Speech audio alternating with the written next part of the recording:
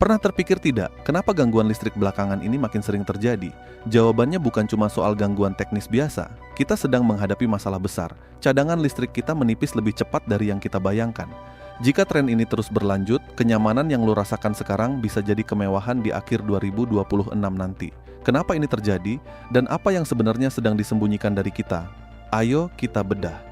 Listrik bukan habis saat lampu mulai padam. Listrik habis ketika sebuah negara mulai kehilangan ruang cadangan untuk menghadapi gangguan yang datang bersamaan. Selama sakelar masih bisa ditekan, sebagian besar orang akan menganggap semuanya aman.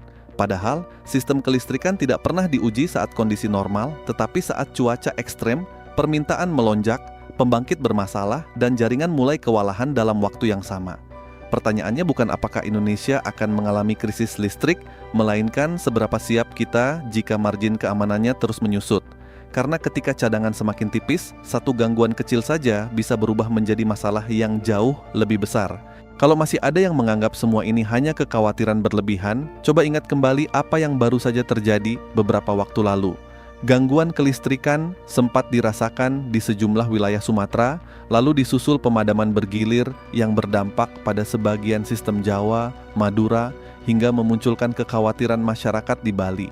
PLN menjelaskan bahwa gangguan tersebut dipicu oleh masalah pada beberapa pembangkit besar dan kemudian melakukan berbagai langkah pemulihan hingga sistem kembali berangsur normal. Justru disitulah pelajarannya. Sebuah sistem tidak perlu benar-benar kolaps untuk menunjukkan bahwa ada titik lemah yang harus segera diperkuat. Gangguan yang hanya berlangsung beberapa jam saja sudah mampu menghentikan aktivitas usaha, mengganggu layanan publik, memutus komunikasi, bahkan membuat banyak orang sadar betapa seluruh rutinitas kita bergantung pada satu hal yang selama ini dianggap pasti, yaitu listrik yang selalu menyala.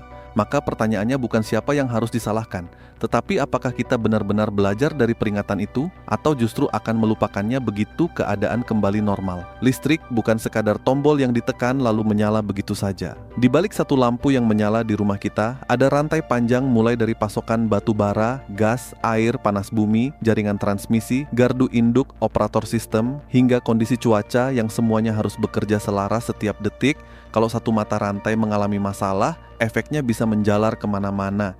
Itulah mengapa negara manapun di dunia selalu berbicara tentang cadangan daya, keandalan sistem, diversifikasi energi, dan investasi infrastruktur.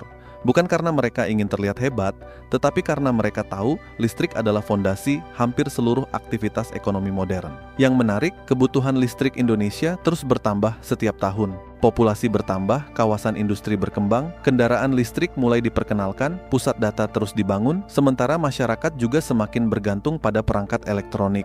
Di satu sisi ini adalah tanda pertumbuhan ekonomi. Namun di sisi lain, pertumbuhan permintaan berarti sistem harus terus mengejar agar pasokan tetap lebih besar daripada kebutuhan. Kalau pembangunan pembangkit, jaringan transmisi, dan distribusi tidak bergerak secepat kenaikan konsumsi, maka ruang cadangan bisa semakin tipis. Bukan berarti besok listrik pasti padam, tetapi margin keamanannya bisa menjadi lebih sempit dibanding kondisi ideal. Dan disinilah pertanyaan penting mulai muncul. Apakah kita sedang membangun sistem yang benar-benar siap menghadapi masa depan, atau kita hanya sibuk mengejar kebutuhan hari ini sambil berharap tidak ada gangguan besar yang datang bersamaan? Gua rasa kita juga perlu jujur melihat satu kebiasaan yang sering terjadi. Setiap kali listrik menyala normal, pembicaraan soal ketahanan energi langsung menghilang. Padahal, membangun sistem kelistrikan bukan pekerjaan seminggu atau sebulan. Satu pembangkit besar bisa membutuhkan waktu bertahun-tahun sejak perencanaan sampai beroperasi. Jaringan transmisi baru juga memerlukan investasi yang tidak sedikit. Artinya, keputusan yang dibuat hari ini baru benar-benar terasa hasilnya beberapa tahun ke depan. Kalau semua kebijakan hanya fokus pada solusi jangka pendek, maka generasi berikutnya yang akan menanggung risikonya. Ini bukan soal menyalahkan satu pihak atau memuji pihak lain. Ini soal memahami bahwa energi adalah urusan yang membutuhkan konsistensi, bukan sekadar respons ketika masalah sudah muncul. Lalu bagaimana dengan judul yang mengatakan cadangan listrik Indonesia menipis dan tidak akan cukup sampai akhir tahun 2026? Disinilah kita harus bersikap kritis. Judul seperti itu memang mampu menarik perhatian, tetapi kenyataan di lapangan jauh lebih kompleks. Sampai saat ini, operator sistem terus berupaya menjaga keseimbangan antara pasokan dan permintaan melalui berbagai langkah, mulai dari pengoperasian pembangkit, pemeliharaan jaringan, hingga pembangunan kapasitas baru. Namun itu bukan berarti semua risiko hilang. Cuaca ekstrem, gangguan teknis, keterlambatan proyek, kenaikan konsumsi yang lebih cepat dari perkiraan, atau masalah pasokan bahan bakar tetap bisa menjadi tantangan. Jadi, pertanyaan yang lebih tepat bukan apakah listrik Indonesia pasti habis, melainkan apakah sistem kita sudah cukup tangguh jika beberapa risiko itu terjadi secara bersamaan. Dan pertanyaan seperti ini layak kita diskusikan tanpa kepanikan, tetapi juga tanpa menutup mata. Banyak orang berhenti bertanya apakah sistem yang menopang semua kenyamanan ini benar-benar sekuat yang selama ini kita bayangkan. Masalahnya, krisis energi hampir tidak pernah datang dengan suara keras. Ia datang pelan, dimulai dari gangguan kecil yang dianggap sepele, lalu berubah menjadi beban yang terus menumpuk sampai akhirnya semua orang baru sadar ketika pilihan sudah semakin sedikit. Karena itu, ketika muncul berbagai pembahasan tentang cadangan listrik, pasokan energi, kebutuhan listrik yang terus naik, hingga risiko gangguan pembangkit akibat cuaca ekstrem dan tekanan ekonomi, kita seharusnya tidak buru-buru panik, tetapi juga jangan terlalu cepat merasa semuanya pasti baik-baik saja. Disinilah kita perlu belajar melihat sesuatu lebih dalam, sebab dalam urusan energi, rasa terlalu percaya diri seringkali sama berbahayanya dengan rasa takut yang berlebihan. Pada akhirnya, listrik bukan sekadar soal kabel, gardu, atau pembangkit. Listrik adalah soal kepercayaan bahwa besok kehidupan tetap berjalan normal.